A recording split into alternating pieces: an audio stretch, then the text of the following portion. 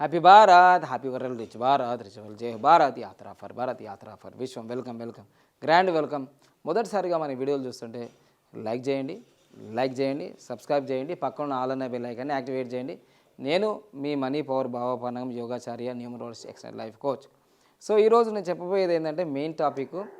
So భారతదేశం అంతా కూడా దాదాపుగా 70-80% వ్యవసాయ సంబంధించిన దేశం. సో వ్యవసాయానికి సంబంధించిన దేశం కాబట్టి ఖచ్చితంగా ఫార్మర్స్ చాలా కష్టాలు పడుతుంటారు. సరే, మన తెలంగాణలో అయితే ఒక 10 సంవత్సరాల నుంచి రైతు బంధు అని రకరకాలుగా మనము వినడం జరిగింది. రైతులకు బాగా ఎంకరేజ్మెంట్ చేస్తుంటుంది, సపోర్ట్ చేస్తుంటుంది మన గవర్నమెంట్లు.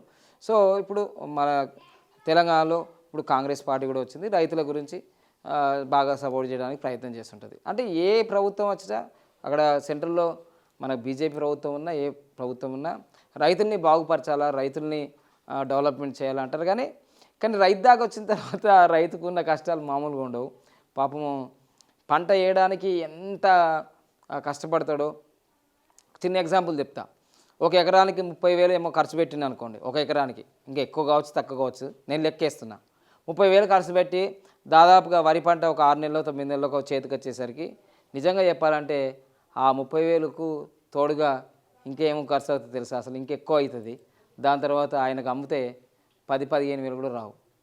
అంటే ఆ 9 నెలలు కష్టము పోతుంది, తర్వాత ఏదైతే ఆ పంట పండించిన దానికి దిగుబడి రాదు, అప్పుల్లో కూరిపోతాడు. చూడండి, మనము ఒక్కరోజు పని చేస్తేనే దీనికి ఎంత దానికి ఎంత జీతం ఎంత అని అంటుంటాం. మరి రైతు 365 రోజులు పని చేస్తాడు. అమావాస్య ఉండదు, పుణ్యం ఉండదు, అష్టం ఉండదు, దుష్టం ఉండదు, చచ్చిపోవడం ఉండదు, బతికునడం తెలియదు, ఏమి తెలియదు, రైతు పని చేస్తున్నాడు. ఈవెన్ మొన్న మీకు తెలుసు 2020లో కరోనా టైంలో అందరూ బంద్ చేసుకున్నారు పనులన్నీ, కానీ డాక్టరు, రైతు, మరి భారత్లో సైనికులు వీళ్ళంతా పనిచేశారు. అర్థమైందా? పోలీసులు కూడా బాగా పనిచేశారు. అంటే నేను ఇప్పుడు రైతు గురించి ఎందుకు చెప్తానంటే, రైతు బాగా అభివృద్ధి చెందాలంటే కొన్ని పద్ధతులు ఉన్నాయి. మీరు రైతు మీకు తెలుసు అంటే నేను నాకు తెలుసాను కాదు, నేను అగ్రికల్చర్ బీఎస్సీ 1 year చేసిన. రైతు కష్టాలు తెలుసు. ఏదో మహర్షి సినిమా చూస్తేనే మహర్షి లెక్క రైతు వారం రోజులు వ్యవసాయం చేసేది కాదు, అట్లా కాదు అది. నేను ఆల్రెడీ మట్టిని దిగిన, ఎందుకంటే మాది కూడా రైతు కుటుంబాలే. మా అమ్మమ్మ వాళ్ళు, మా తాతయ్య వాళ్ళంతా కూడా మేము పొలంలో తిరిగిన బట్టే మొక్కజొన్న అంటే మక్కంకులు అంటారు తెలంగాణలో. ఆ మక్కంకుల్ని కాపు కాయడానికి ఆ పక్షులు అవన్నీ కోతులుతుంటే ఆ కంచేసి దాని మీద కూర్చొని ఇట్లా ఒక కర్ర పట్టుకొని గిర్ర గిర్ర గిర్ర తింపిన శాస్త్రాలు మాకు ఉన్నాయి, నాకు తెలుసు అవన్నీ. చెరుకులు తిన్నది, చెరుకు నుంచి వచ్చి ఆ పాకం చేసిన బెల్లం ఎట్లా తయారవుతుంది. అరే చిన్న చిన్న పేలాలు అంటారు మా ఏరియాలో, మురమురాలు ఇక్కడ అంటారు కావచ్చు. ఆ పేలం ముద్దలను ఆ బెల్లాన్ని కలుపుకొని ఉండాలు తయారు చేస్తారు లడ్డులాగా. ఇవన్నీ నాకు తెలుసు. నాకు తెలుపుకోవడం ఏంటి రైతు గురించి. సో అందుకోసమే రైతు ఎంత కష్టపడతాడో లాస్ట్కి ఇవన్నీ అప్పులలో కూరుకుపోయి రైతు ఆత్మహత్యలు చేసుకునే దురదృష్టంగా మన దేశంలో ఎక్కువ రైతు ఆత్మహత్యలు జరుగుతాయి, వేరే దేశాల్లో జరగవు. ఎందుకంటే ఏ గవర్నమెంట్ వచ్చినా రైతుకి ఇది చేస్తా అది చేస్తా అంటారు, కానీ రైతుల ఆత్మహత్యలు భారతదేశంలోనే ఎక్కువ జరుగుతాయి. ఓకేనా? సో అందుకోసమే అలా కాకుండా నాకు తెలిసినంతలో ఒక ఇంతకుముందు 41 నెంబర్ పెట్టుకోండి, ఏదో పెట్టుకొని మీరు నమ్మిరో నాకు తెలియదు, కానీ ఇప్పుడు సైంటిఫిక్గా చెప్తాను నేను. సైంటిఫిక్గా ఇది నిజంగా మీరు పాటించారు, చాలామంది పాటించి వాళ్ళు బాగా డెవలప్ అయ్యారు రైతులు. సో ఇది మళ్ళీ మీకు చెప్తున్నాను. నిత్యాగ్నిహోత్రం గురించి నేను చాలాసార్లు వీడియోలు చేశాను కదా మీకు ఆల్రెడీ. సో ఈ నిత్యాగ్నిహోత్రం వాళ్ళకు మంత్రాలు శ్లోకాలు రాకున్నా సరే, మీ యొక్క 150 ఎకరాల్లో ల్యాండ్ ఉన్నా, 100 ఎకరాల్లో ల్యాండ్ ఉన్నా, కనీసం ఎకరం ల్యాండ్ ఉన్నా, మీ ఎకరం ల్యాండ్లో కూడా మీరు ఈ నిత్యాగ్నిహోత్రం ఉదయం సాయంత్రం చేయండి. సూర్యుడు ఉదయించేటప్పుడు అస్తమించేటప్పుడు చేస్తే ఏం లాభం అవుతుందో చేద్దాం. ఓకే, సూర్యుడి నుంచి వచ్చే the first rays of the sun at the sunrise and sunset, ఆ సూర్యుడి నుంచి వచ్చే మొదటి energy solar energy captured Agnihotra. ఈ అగ్నిహోత్ర తప్పకుండా ఆ ఎనర్జీని బాగా తీసుకున్న తర్వాత ఏం చేస్తుందంటే ఈ ఎనర్జీ తర్వాత మళ్ళీ ఈ energy effect shoots the up to 12 kilometers into the biosphere. అంటే ఈ ఎనర్జీ 12 kilometers దాకా వెళ్ళిపోతుంది. ఆ ఎనర్జీ, ఆ సూర్యుడి నుంచి తీసుకునే ఎనర్జీ 12 kilometers దాకా వెళ్ళిపోతుంటే ఆలోచించండి బాగా మీరు సైంటిఫిక్గా. 12 కిలోమీటర్ల దాకా వెళ్ళిపోయి మళ్ళీ అక్కడి నుంచి మళ్ళీ ఆ ఎనర్జీని కూడా తీసేసుకొని మళ్ళీ అగ్నిహోత్రంలోకి వచ్చేసి సో రిటర్న్ టు ది పిరమిడ్లోకి వచ్చేస్తుంది. ఈ విశ్వంలో ఉన్న ఎనర్జీ మొత్తం తీసుకొని వస్తుంది. 12 కిలోమీటర్ల దూరంలో ఉన్న ఎనర్జీకి పంపించేసి మళ్ళీ ఈ ఎనర్జీ ఇక్కడికి వచ్చేస్తుంది. మీకు ఏ వీడియోలో చెప్పలేదు, ఈ వీడియోలో చెప్తున్నాను క్లారిటీగా. 12 కిలోమీటర్లు. సో ఆ విధంగా 12 కిలోమీటర్లలో ఎనర్జీ మళ్ళీ తీసుకొచ్చేసి తర్వాత ఇది ఏం చేస్తుందంటే ఇక్కడ మొత్తం అందరికీ Agnihotra gives nutrition to the all life. ఈ అగ్నిహోత్ర అన్నిటికీ న్యూట్రిషన్స్ ఇస్తుంది, పోషక పదార్థాలు ఇస్తుంది, డెవలప్మెంట్స్ ఇస్తుంది. సో అది మొక్కలకి ఇస్తుంది, జంతువులకు ఇస్తుంది, మళ్ళీ మానవులకు కూడా ఇస్తుంది. తర్వాత energy thrust into the అట్మాస్ఫియర్లోకి వచ్చేస్తుంది.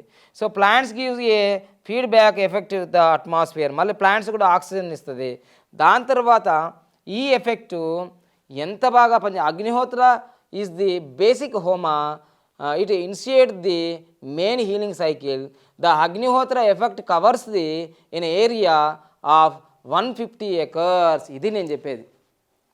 అసలు నాకు తెలిసి అంటే ఇక పెద్దోళ్ళకు, ఎమ్మెల్యేలకు, ఎంపీలకు, మా సార్ వాళ్ళకు, ఇప్పుడు మా కేసీఆర్ సార్ వాళ్ళు, కవితక్కకు, మళ్ళీ కేటీఆర్ సార్కు, వాళ్ళందరికీ 100 ఎకరాలు, 200 ఎకరాలు, మహేష్ బాబుకి 200 ఎకరాలు, ప్రకాష్ రాజుకి 100 ఎకరాలు, ఇట్లా ఉంటాయి. వాళ్ళకు పెద్ద పెద్ద ఫామ్ హౌస్లు ఉంటాయి. వాళ్ళకు కేసీఆర్ సార్ కూడా ఉంటాయి కావచ్చు.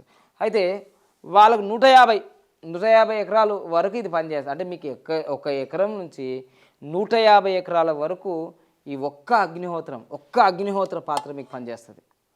అందుకోసమే ఈ ఒక్క అగ్నిహోత్రం మీ పొలాలలో చేస్తే ఉదయం కానీ సాయంత్రం కానీ మీకు మంత్రాల శ్లోకాలు వస్తే లేకపోతే లేదు. నా వీడియో ఉంది కదా, ఆన్ చేసేసుకొని చక్కగా పెట్టుకేసుకోండి.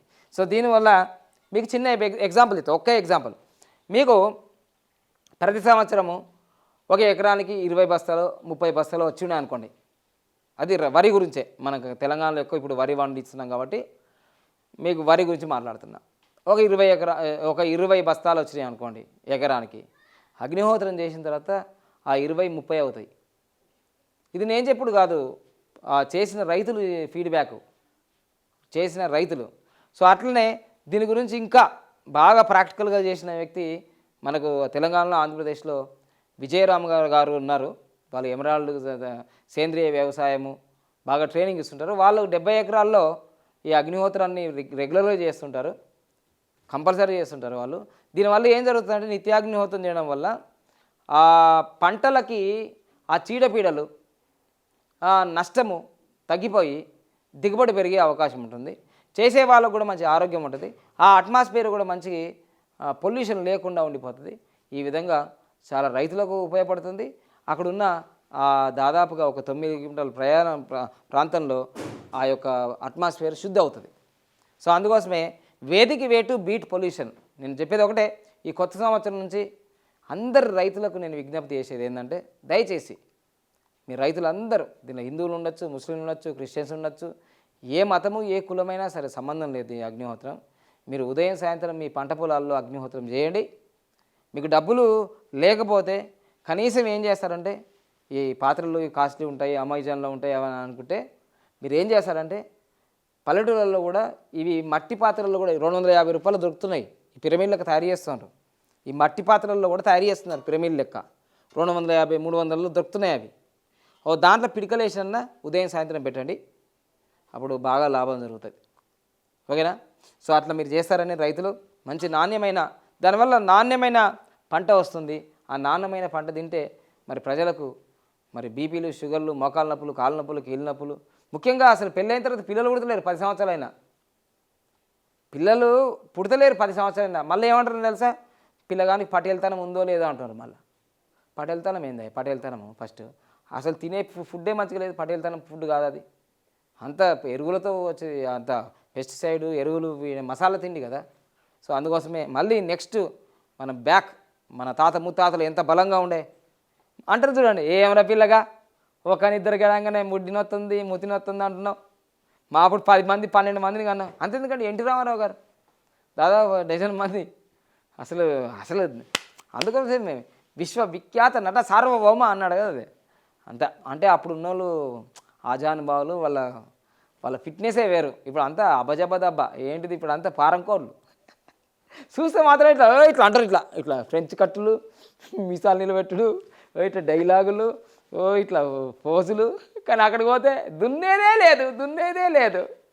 లాస్ట్ కావంటుంది ఇంతేనా, ఏమో ఫుడ్లో కల్తీ ఏంది, నువ్వే కల్తీ, నీ మైండ్లో కల్తీ. నేను ఏదో ఎక్స్పెక్ట్ చేసా, ఏం ఎక్స్పెక్ట్ చేస్తావు, ఇంకా ఉత్తదే లేదు. 1 or 5 minutes అంతే మీ లైఫ్, క్లోజ్ చాప్టర్. అప్పటి నుంచి మా కాలేజీలో మా గర్ల్ ఫ్రెండ్, మా బాయ్ ఫ్రెండ్ బాగానే ఉండడానికి ఇట్టున్నది కథ. అందుకోసమే సారవంతమైన ఫుడ్ తింటే సారవంతంగా పనిచేస్తారు. సారవంతమైన ఫుడ్ లేదు కాబట్టి అగ్నిహోత్రం చేయడరు బాబు. నానా ఏయ్ పులుసక్క నీకే నెల టికెట్ ఏం చూస్తావా యూట్యూబ్ అట్టి అనుకుంటా. రసవంతరంగా పరిపాలించి నీ సామ్రాజ్యాన్ని. అందుకోసమే అసలు ఇప్పుడు ఈ గొడవలు ఎందుకు జరుగుతున్నాయంటే, వాళ్ళ భర్త మంచిగా లేకునో భార్య మంచిగా లేకునో పక్కకి పోతుంది. అది ఆడ కూడా మళ్ళీ అంతే, అర్థమైంది కదా. సో అందుకోసమే ఫ్యామిలీలు అంతా చక్కగా ఉండాలంటే ఫస్ట్ వ్యవసాయం మంచిగా ఉండాలి. వ్యవసాయం మంచిగా ఉంటే ఫుడ్ మంచిగా ఉంటుంది, ఫుడ్ మంచిగా ఉంటుంది బెడ్ మంచిగా ఉంటుంది. అరే దానికి మస్తు లింక్ ఉంటుంది బిడ్డ, మస్తు లింక్ ఉంటుంది. ఓకేనా, ఇక అర్థమైంది అనుకోండి మీకు. అయ్యా రైతే రాజు కావాలి, కానీ ఎక్కడైతుంది మనం బాగా. అదే ఈ మధ్యకాలంలో ఒక విషయం చెప్తా, ₹1,00,000 కిలో రైస్ కూడా వచ్చినాయి. అర్థమైందా మీకు, ₹1,00,000 కిలో రైస్. మరి దాంట్లో ఏముంటుందో అది మనం తినలేంలే, అది మహానుభావులు రిచ్ ఫెలోస్ తింటుంటారు. అట్లా అంత కాస్ట్లీ కూడా ఉన్నాయి. అంటే ఆర్గానిక్ ఫుడ్ అని ఈ మధ్యకాలంలో చాలా వెరైటీస్ వచ్చినాయి. సో అందుకోసమే మనం ఒకటే నేను చెప్పేది ఏంటంటే, సారవంతమైన నేల, సారవంతమైన పంట, సారవంతమైన ఫుడ్ తింటేనే మనం నాటు కోడుల్లాగా ఉంటాం. లేదంటే ఫారం కోళ్ళు లెక్క అయిపోతుంది. ఫారం కోళ్ళు ఆనే తింటుంది, ఆనే పోతుంది లాస్ట్కి. ఓకేనా, ఇప్పుడు వచ్చేటి అన్ని 2000 సంవత్సరాలు పుట్టినవి అన్ని ఫారం కోళ్ళే, నాటుకోళ్ళు అయితే లేవు నాకు తెలిసి. మరి తయారు చేద్దాం, అగ్నిహోత్రం చేస్తే నాటుకోళ్ళు అయితే మేము. ఓకేనా, నాటు అని పాటకి ఎట్లా ఆస్కారం ఆవిడొచ్చిందో, నువ్వు నాటు అసలు అనుకోవాలి. అబ్బా ఏదేమైనా ఆస్తులు లేకున్నా, బెంచ్ కారు లేకున్నా, ఆడి కాకుండా నా మగాడ్రా బుజ్జి అని అనుకోవాలి నీ భార్య. నా మగాడ్రా బుజ్జి టైటిల్ వేసుకో, ఇదే తమ్ముళ్ళు బాగా హిట్ అయిపోతుంది. సో ఆ విధంగా థ్యాంక్ యూ. లైక్ చేయండి, సబ్స్క్రైబ్ చేయండి, పక్కన అలానే వేరే యాక్టివేట్ చేయండి. Thank you.